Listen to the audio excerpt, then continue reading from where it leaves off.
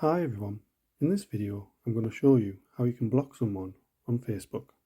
So if you find this video helpful, please give it a like and make sure you subscribe for more useful tutorials. So all you need to do is open up Facebook, and if you want to block somebody on your actual feed, all you need to do is next to their profile name you should see three little dots. Click on there and then scroll down.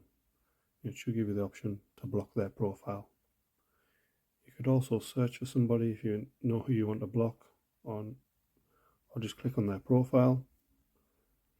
Then you should see three little dots on the right hand side on there as well. So you can click on that. It'll also give you the option to block here. So what you need to do is click on block, and this will just let you know their profile will no longer be able to see your posts on your profile, tag you, invite you to events or groups, start a conversation with you, or add you as a friend. If you're friends with this profile, it will also unfriend him or her. So if you're happy with that, just select block.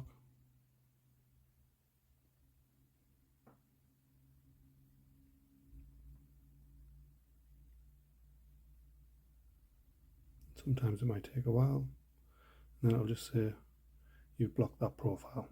And it'll give you some information on there if you want to read through it. Thanks for watching.